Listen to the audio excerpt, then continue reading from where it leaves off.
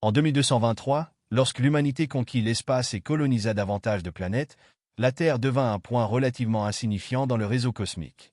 La technologie était avancée, les vaisseaux spatiaux se rendaient dans les coins les plus éloignés de la galaxie, et l'humanité était en train de se faire un nom. Cependant, personne ne savait qu'il était en train de découvrir les anciens secrets de la galaxie, des secrets que personne n'aurait cru possibles. Tout commença avec une expédition sur une planète inconnue nommée Altar. Un vaisseau d'exploration humain, l'Argo, y atterrit pour étudier la surface. Tout semblait normal, une flore et une faune étrangères, rien de suspect. Mais lorsque l'équipe s'enfonça plus profondément dans les ruines antiques d'un peuple inconnu, ils tombèrent sur quelque chose d'inexplicable. Un gigantesque artefact mystique, enfoui sous terre. Il était évident qu'il était beaucoup plus ancien que tout ce que l'humanité avait jamais construit, une technologie qui mettait même les machines humaines les plus avancées dans l'ombre. La découverte de cet artefact attira l'attention de nombreuses civilisations interstellaires qui apprirent l'existence de l'humanité. En particulier les Centaures, une race extraterrestre très développée et techniquement compétente, furent intrigués. Ils avaient parcouru l'univers pendant des millénaires, mais n'avaient jamais rien vu de semblable à cet artefact. Leurs dirigeants, les Centaur Council, décidèrent de surveiller l'humanité de près, sans toutefois l'affronter directement. Ils étaient curieux, mais ne voulaient pas attirer l'attention. Les mois passèrent, et l'humanité continua à développer l'artefact, sans savoir que les Centaurs surveillaient leur progrès à distance. Le déchiffrement de l'artefact mena à des découvertes incroyables, des sources d'énergie offrant un pouvoir immense sur l'espace lui-même. Une technologie permettant d'influencer le continuum espace-temps, de contrôler le destin des étoiles et de déplacer des systèmes entiers. L'humanité avait accidentellement trouvé une clé ancienne menant à un pouvoir inimaginable, laissé par une espèce depuis longtemps oubliée. Cependant, les Centaurs, toujours en quête de pouvoir et de contrôle, réalisèrent le potentiel de cette découverte. Et ils commencèrent à sous-estimer les humains tout en essayant d'acquérir ce savoir. Ils lancèrent leurs propres expéditions vers Altar et tentèrent de voler l'artefact. Mais l'humanité était plus rapide. Lorsque les Centaurs envoyèrent l'un de leurs vaisseaux près d'Altar pour voler l'artefact, les humains avaient déjà pris le contrôle total de la technologie. La Terre n'était plus un simple objectif, mais un potentiel souverain de la galaxie. Les Centaurs, qui pensaient avoir tout sous contrôle, durent vite réaliser qu'ils avaient complètement sous-estimé la véritable signification de cette découverte et l'humanité en tant qu'espèce.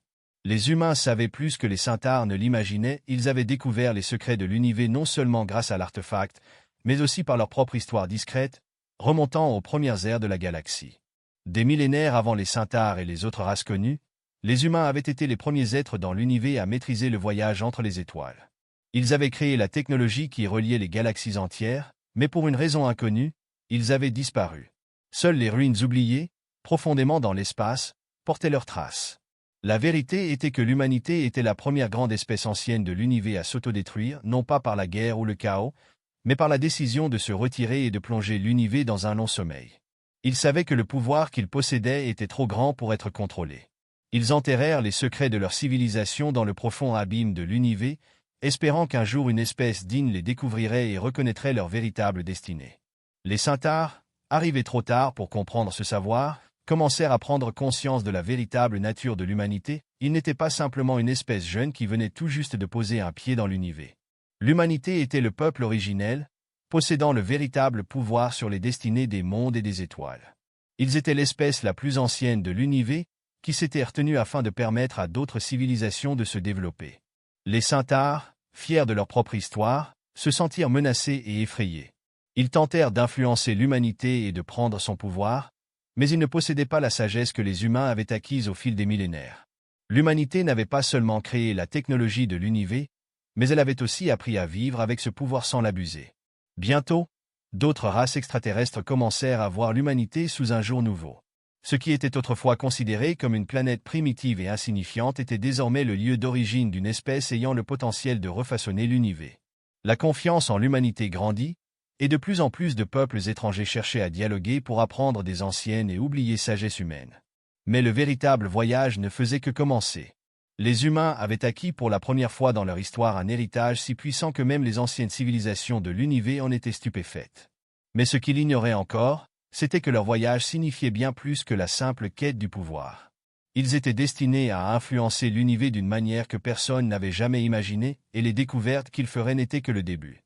Les Centaurs, désormais affligés d'un lourd cas de jalousie galactique, tentaient toujours de tromper l'humanité. Mais les humains étaient non seulement rapides, mais aussi un peu plus malins que les Centaures ne l'avaient anticipé. Bien qu'il ait découvert l'artefact, il ne savait pas encore comment l'utiliser correctement jusqu'à ce que les premiers échecs commencent. Ce fut l'un de ces échecs expérimentaux qui faillit tout faire exploser. Le professeur Edgar Strauss, un scientifique de la Terre et connu pour ses approches peu orthodoxes des problèmes, avait étudié l'artefact en mêlant de vieux livres scientifiques et une touche de technologie spatiale DIY.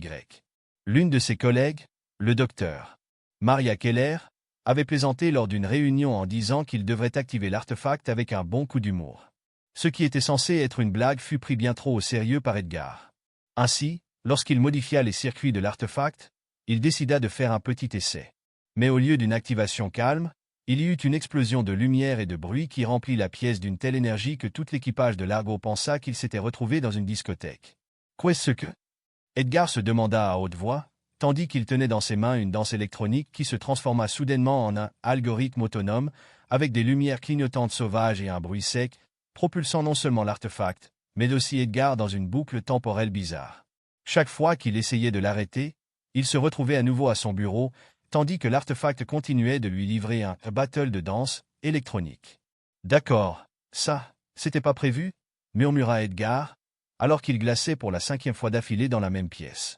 L'équipage le regardait, stupéfait. « Je crois qu'il vient d'activer accidentellement la période de nos vacances, et maintenant, on ne peut plus revenir en arrière, » dit Maria en levant un sourcil. « Les Centaures sont sûrement jaloux de cet échec de pointe. » Cependant, dans le chaos du moment, ils remarquèrent quelque chose de surprenant.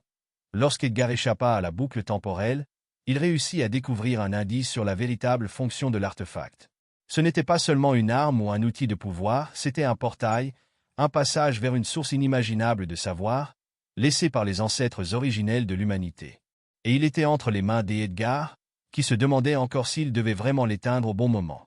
Je parie que les Centaures n'ont aucune idée qu'il ne s'agit pas seulement de technologie ici, mais aussi d'humour, dit Edgar avec un sourire en coin.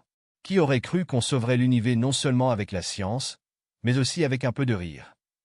À cet instant, les Centaures, qui tentaient encore de s'immiscer discrètement dans les plans de l'humanité, se retrouvèrent confrontés à un retournement inattendu.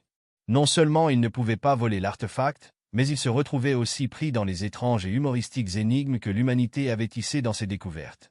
Un vaisseau des Centaures avait essayé de s'approcher discrètement de l'Argo pour voler les trésors technologiques.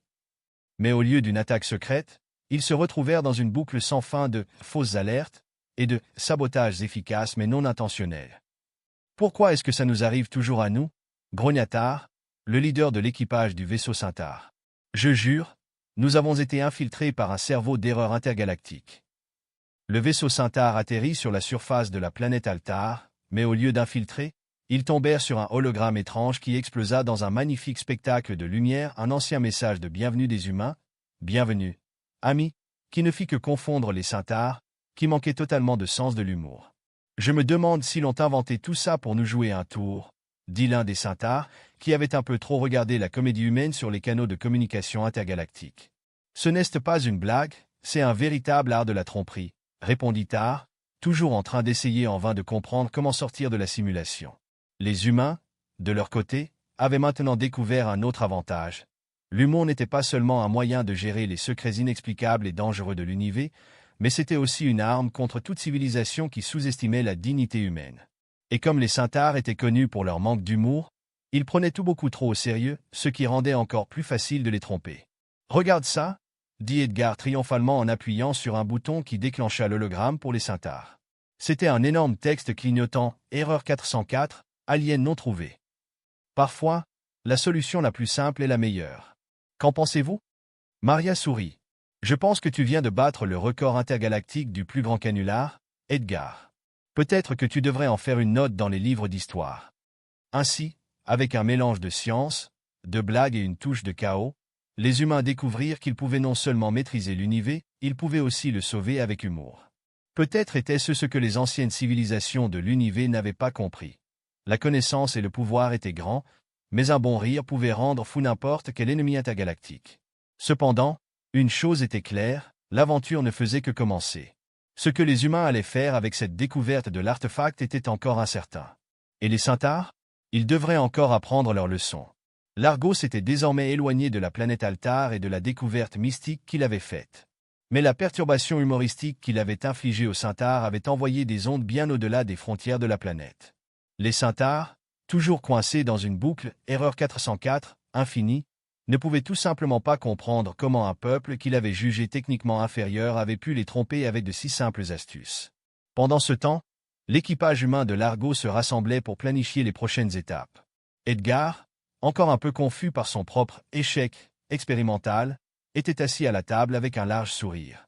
Dans sa main, il tenait une tasse de café qui devint soudainement presque un encas intergalactique lorsque la boisson disparut dans un étrange hologramme. « Attendez, pourquoi mon café est-il maintenant un hologramme » demanda Edgar, levant un sourcil. « Je voulais le boire, pas le perdre comme déco dans une expérience technique. »« Je crois qu'on vient d'inventer le premier café holographique de l'univers, » dit Maria en riant, appuyant sur un autre bouton à l'écran, ce qui fit apparaître encore plus de tasses de café flottant autour des Edgar. Heureusement que les Centaures sont encore occupés avec leurs propres problèmes. Ils n'ont probablement jamais entendu parler de nous. Je me demande s'ils vont appeler une sorte de ligne d'assistance galactique, plaisanta Edgar, et chercher de l'aide pour les erreurs holographiques intergalactiques. L'équipage rit, mais il y avait encore un autre sujet important. La planète Altar et l'artefact qu'il avait trouvé s'avérèrent bien plus significatifs qu'il ne l'aurait jamais imaginé. Dans une série de flux de données secrets transmis par l'artefact, les scientifiques découvrirent un autre détail étonnant.